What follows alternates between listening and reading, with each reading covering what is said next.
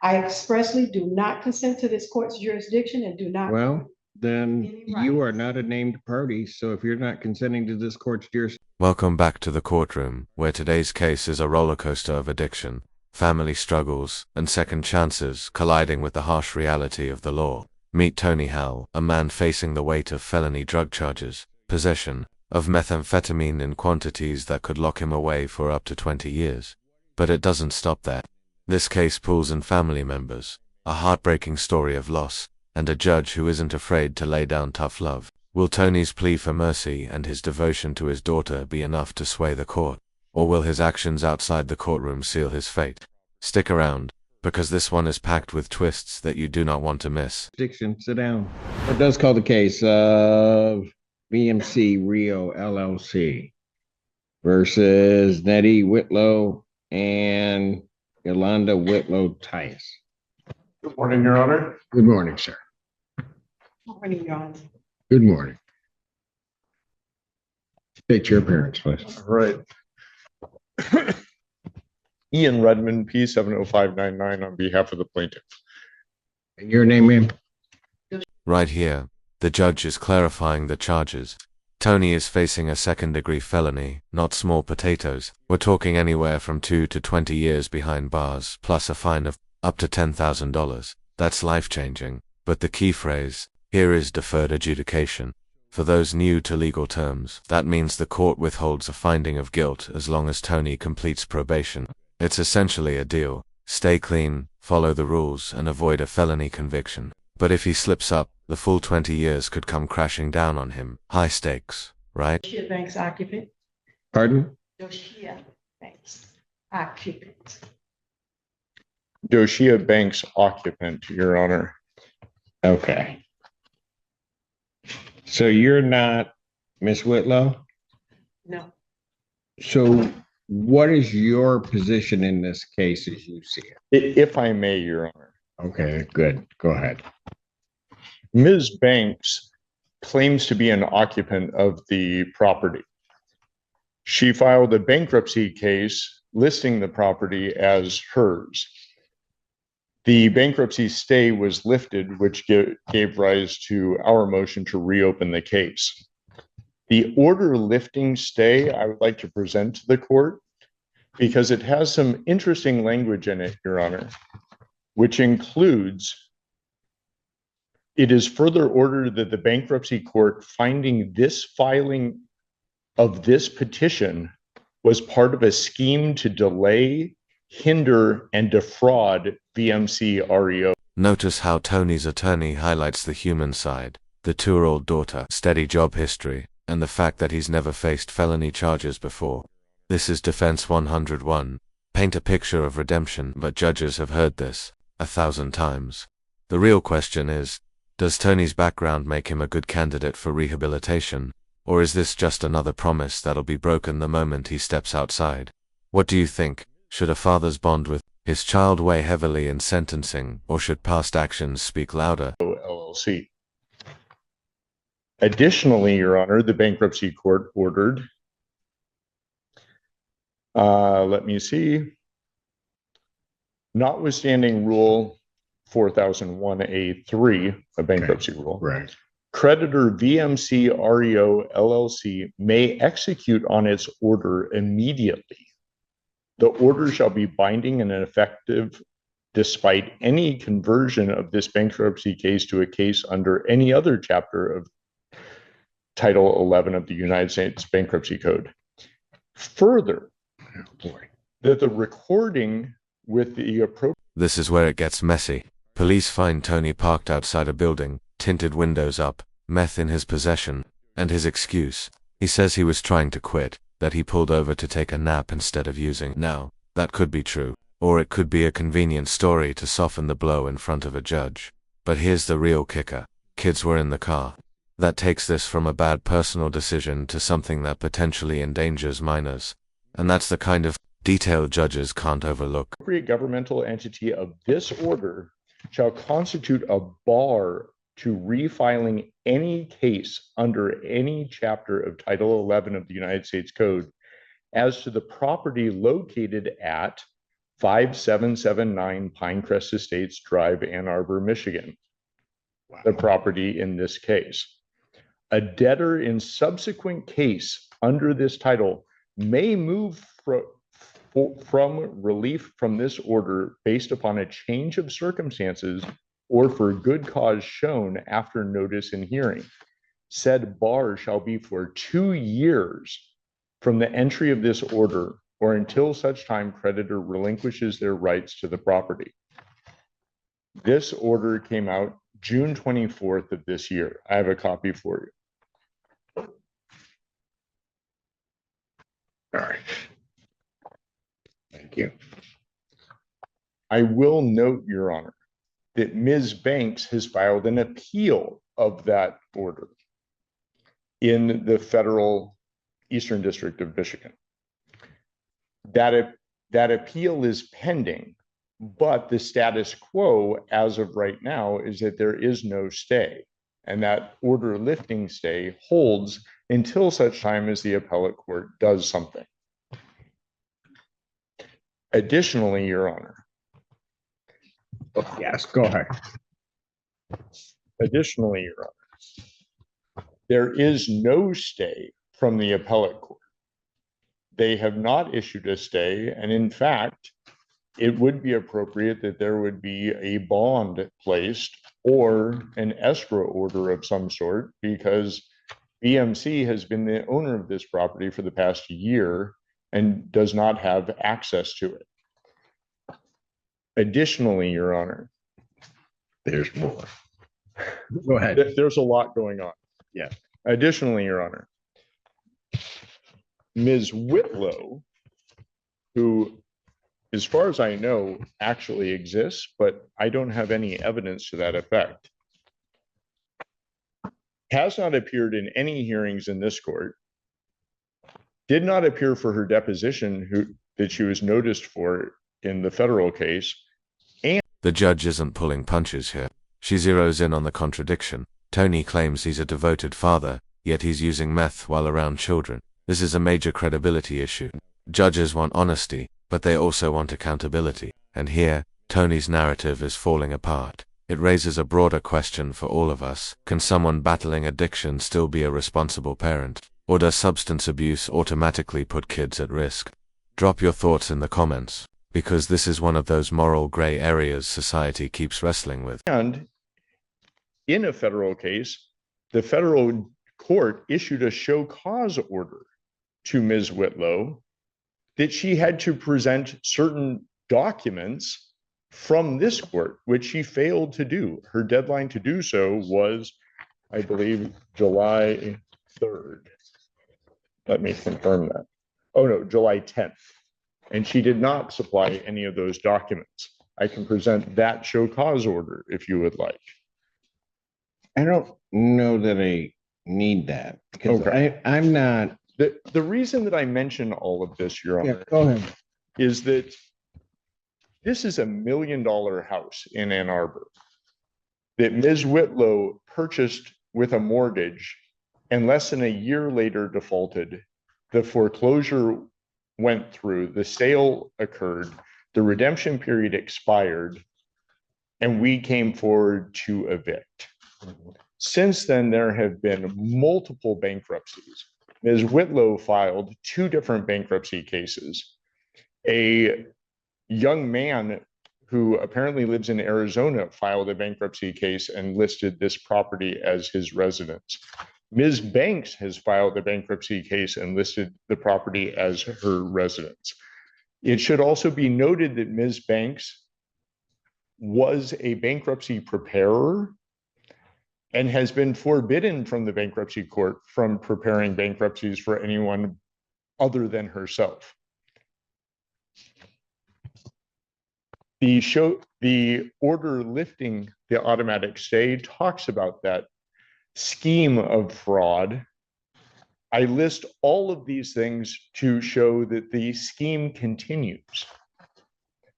And that's why we would like to reopen this case, because there is no stay in place.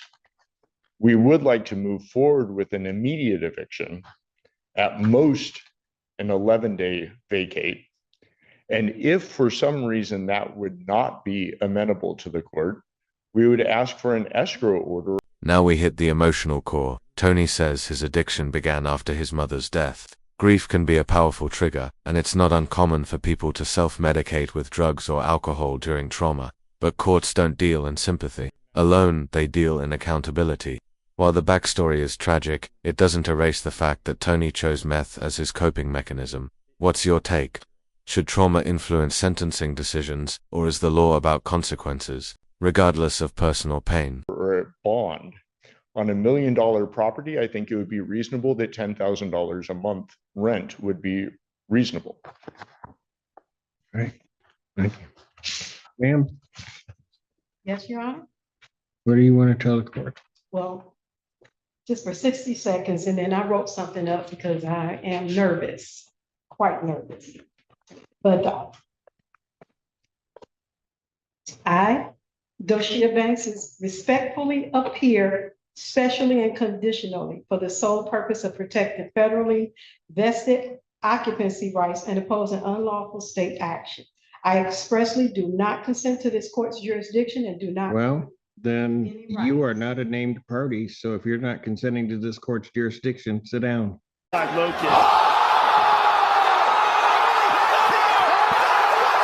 Oh, You can go because you're not a named party. I have a lease. You are not a named party on this. You may have a lease with someone else and No, then I have you a can lease go with- challenge it. With who? With Whitlow. Miss Then Whitlow, who you is need to supposed- go against Miss Whitlow. Pardon me? Then you may need to go against Miss Whitlow. But if you're not consenting to the jurisdiction of this court, you might as well just sit down. You are not a named party. I do not have to hear from you. Oh, I see. So I need to, I don't know what you need to do, but well, let me respond. to what? You're not consenting to the jurisdiction of this court. Why am I hearing from you? I'm recanting You're recanting what? what I just stated. Which part? The part uh, that I stated that I'm not. Oh, I lost my spot, not consenting to this court's jurisdiction, so I'm going to recant that So you are consenting to this court's jurisdiction? at this moment. Well, no, it doesn't work that way. You don't get to say, well, now it's okay, and then not later say no. Okay, You know what? Here's the problem. You've not filed anything with this court.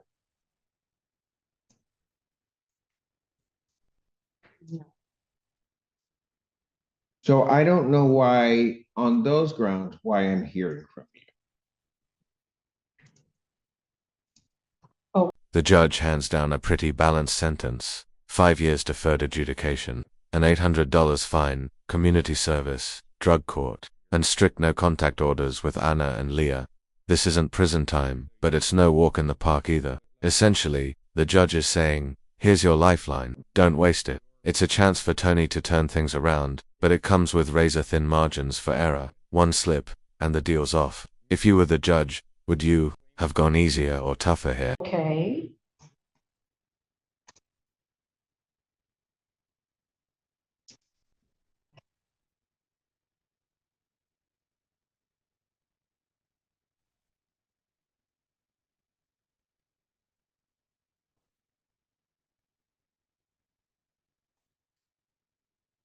If I may, I do have time, I do believe, to go file an answer and counterclaim. I was just led under An false. answer and pretenses counterclaim to what? to their complaint for eviction.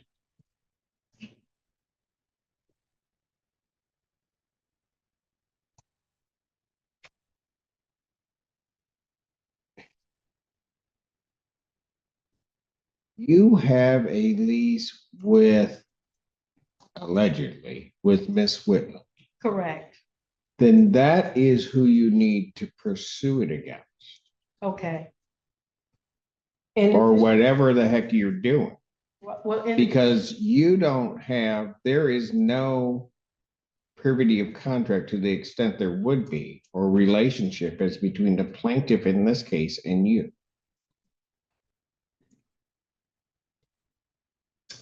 Okay, I'm not really understanding, but Well, let me put it a little bit more simply. If I grant the relief of the plaintiff in this case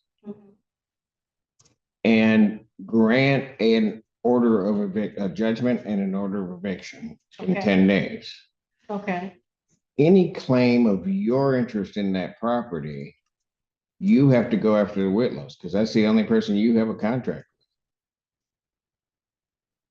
with. Allegedly have a contract with. okay. No, there is an actual contract. I don't know that, ma'am.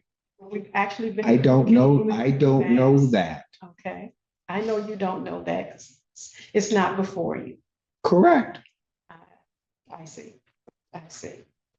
So basically, the notice of removal that the Whitlows did, They are not here. I don't know. I have documents that are not, that they filed with this court that are not signed. So I don't have to accept them. She has not appeared before this court, or they have not appeared before this court. And so as far as I'm concerned, any relief they're requesting, I can, and as of right, deny, and it should be denied also on the merits of whatever their motion is. But I can deny it because they're not here.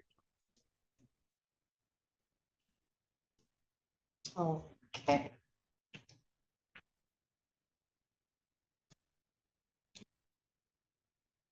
Again, stating to me, I want to make sure I'm clear that my issue is with the Whitlows, not with VMC. Ma'am, I am not giving you legal advice. No, I You're don't- telling me that you have a contract. I do not know that you have a contract, Mhm. but if you wish to enforce that contract, that's who you're going to have the issue with. You're not going to have the issue with the plaintiff in this case because they have rights on the property. Okay. All right, Your Honor, I will speak with the Whitlows that I have finally got an understanding of everything. And I will speak with plaintiff's attorney as well and continue to communicate with Remax, who has came by the house several times. All right. Based upon the representation of counsel, I'm going to grant their motion to reopen this case. I'm going to issue a judgment in the plaintiff's favor for possession with a writ to issue 10 days of my signing. Should the matter be appealed, also contained in that judgment in order, the appeal bond I would set at this time at a rental rate or a rate, and I have looked at the property which is involved in this matter, and it is a significant property. I don't think the $10,000 a month quite does it based upon my calculations. So any appeal bond would be set in the amount of $15,000 per month that would need to be paid to maintain the appeal. Thank you, Your Honor. All right. I will prepare that and present it to you this morning. Thank you. May I say something? Our lease payments was not that high. And here it is, the downfall.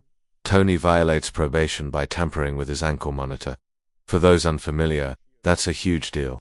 Ankle monitors are the court's way of keeping tabs, and cutting one off is essentially thumbing your nose at the system. Once that happens, judges almost always view it as a betrayal of trust. Think about it. Tony was given a chance to avoid prison, and instead of proving he could stay clean, he literally ran from accountability. That's the kind of move that turns sympathy into a prison sentence real fast.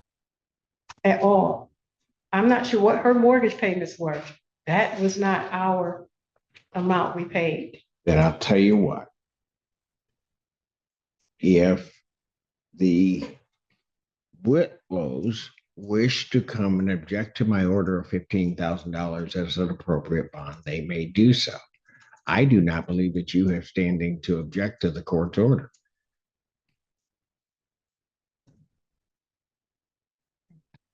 Thank you. Thank you, Okay. Your Honor. Thank you. Take that, I know, and you didn't write any. we'll await. I did. Oh, No. No, I don't think so. I don't know if Mr. Fink is ready on. Mr. Fink, are you ready? But hold on. I'm going to take about a 10-minute break because my head is hurting right this minute. Well, it's not hurting. I mean, I could go on, but I need about 10 minutes after that. Thank you. Court's in recess. All right.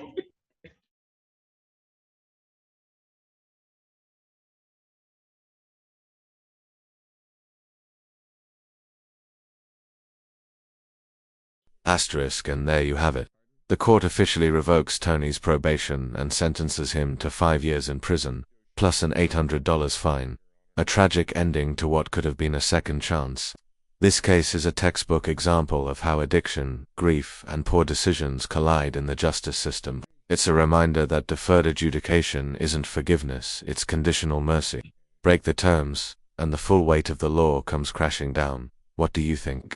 Did the judge make the right call by revoking probation, or should Tony have been given one more chance at rehab? If you found this breakdown as shocking as we did, make sure to hit that like button. Share your thoughts in the comments, and don't forget to subscribe for more jaw-dropping courtroom breakdowns.